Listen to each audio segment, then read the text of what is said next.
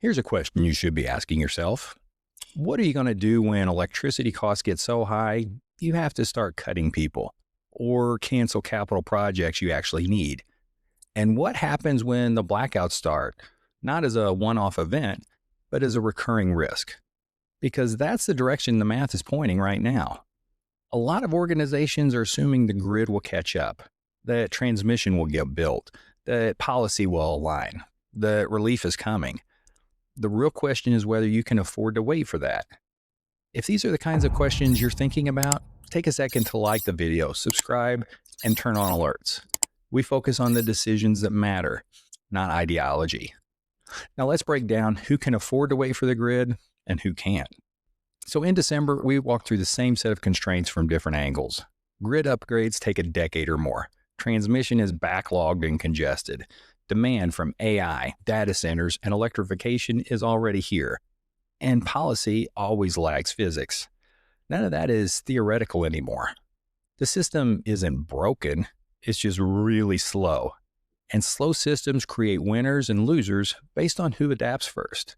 So let's be clear about who should not be waiting for grid fixes. So let's talk first about businesses. If electricity affects uptime, operating cost, or growth plans, waiting on the grid, it's not a strategy. Manufacturers. If energy is a top operating expense, volatility hits margins directly. What about campuses? So corporate, university, healthcare. If resilience matters, grid-only dependence is a single point of failure. Hospitals. Hey, reliability isn't optional, and diesel-only backup isn't a long-term solution. And also schools and municipal facilities. Fixed budgets, they don't absorb unpredictable energy costs well. For these organizations, electricity isn't just another utility, it's a strategic input.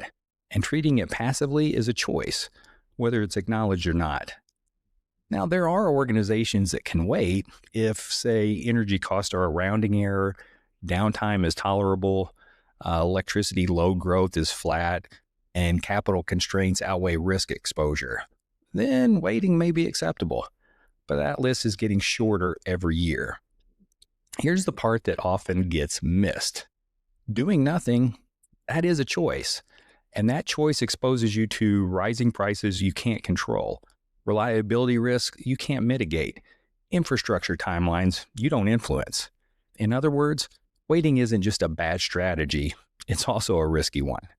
This is where Next-Gen Clean Energy Solutions comes in. They work with organizations that have realized waiting for the grid isn't a plan. NextGen evaluates behind-the-meter solar, storage, and microgrid options that reduce exposure to price volatility and reliability risks. If you want to understand what's possible for your facility, you can reach them at info@nextgencleanenergy.com. And that brings us back to the larger reality. The grid will improve eventually, but demand isn't waiting. Cost, they're not waiting, and risk certainly isn't waiting. The real question is whether you can afford to wait. We'll catch you next time.